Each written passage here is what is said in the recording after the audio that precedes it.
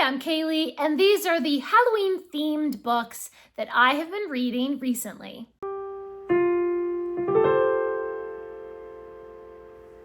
So I decided that I just really needed some autumn reading that would get me ready for Halloween, maybe a little bit spooky, maybe a murder mystery or two.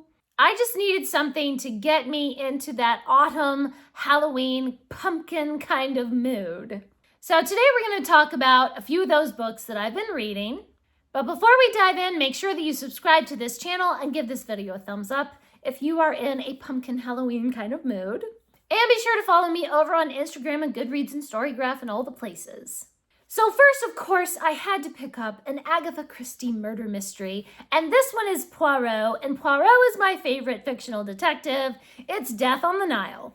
I've already done a whole other video all about my in-depth thoughts about Death on the Nile, so I'll leave a link in the description where you can go over and see everything that I love about Poirot. I gave this 5 stars. It is just so perfect. Be sure to leave me a comment and let me know what is your favorite book from Agatha Christie, and is Poirot your favorite fictional detective like he is mine? But that is not the only Poirot that I've been reading. I've also been reading a little bit at a time from Hercule Poirot's Casebook, which is a collection of the full 50 short stories about Hercule Poirot. So little by little, I've been making my way through. The 2 most recent that I've been reading have been Murder in the Mews and what was the other one? The Triangle at Rhodes. So Murder in the Mews is really interesting because at first it looks like a suicide, and it takes place on the 5th of November when there's all of these fireworks and everything. And so no one heard the shot because they just thought that it was fireworks. And of course, Poirot is investigating, was it suicide or was it murder?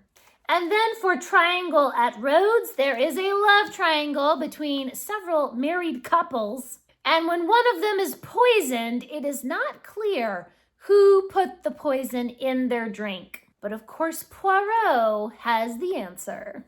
I've really been enjoying diving in with some more Poirot, just reading a little short story here and there. And I'm planning to just kind of drag it out and finish it by the end of the year. So at the end of December, then I will have finished all the way through the rest of this collection. Then I read The Mystery of Black Hollow Lane by Julia Nobel. So I figured this one looks sufficiently Halloween-y because it has some skulls and knives and everything. So I was like, ooh, this one sounds like it might be a little spooky. So Emmy discovers that her dead father left behind a mysterious box of medallions with a note urging her to keep them safe. When her mother sends her to boarding school in England, Emmy thinks the medallions have some connection to the old school. Perhaps her father was a student there at some point and copied the odd symbols that are engraved on library books and wall carvings about the school.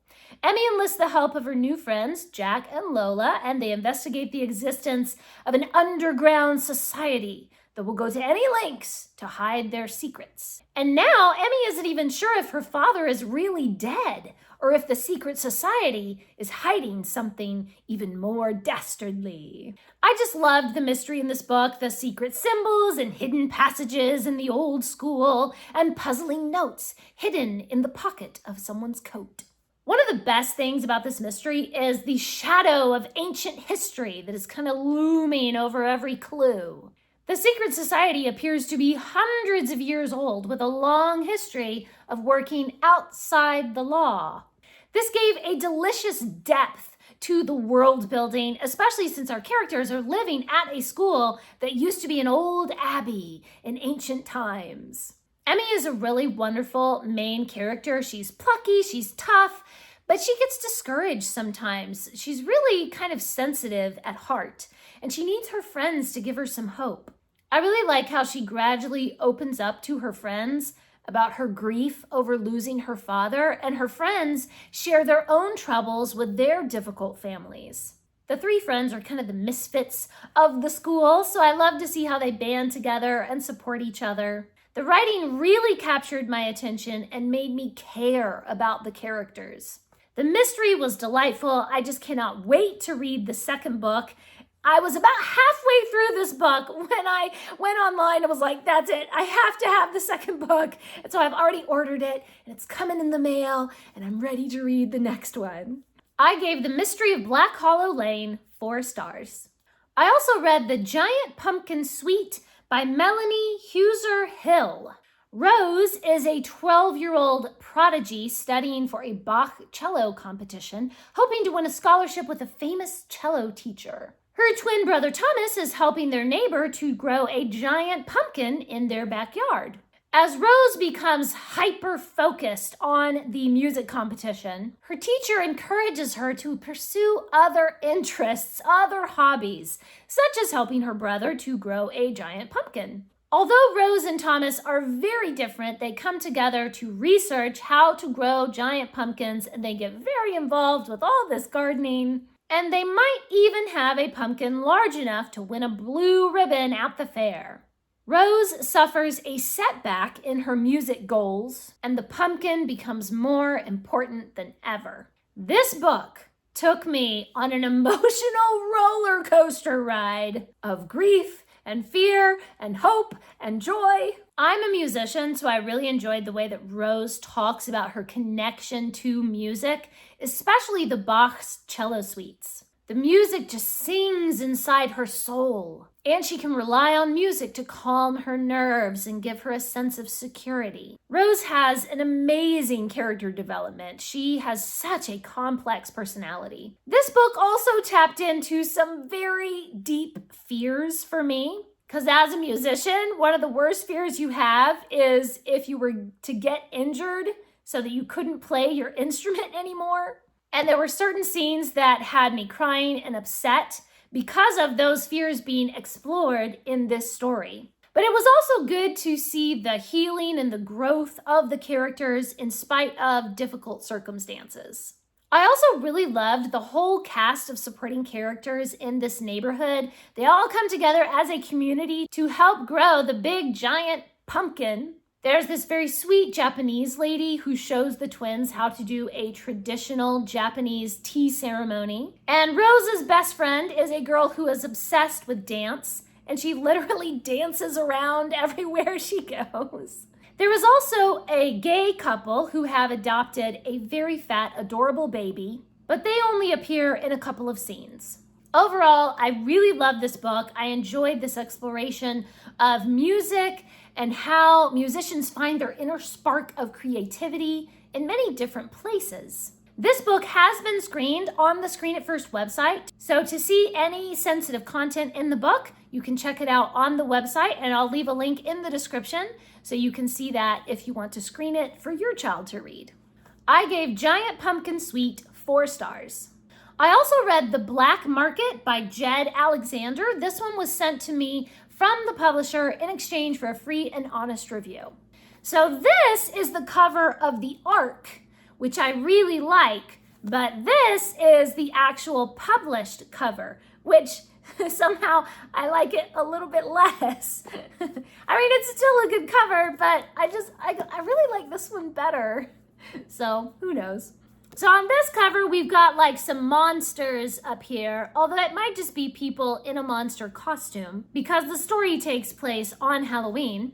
And then we have Martin, our main character, and Jess, his best friend. And we have his dog, which is floating in the sky up on its leash, which becomes a really important plot point. There's a thing where the dog starts floating, and it's hilarious and just fantastic.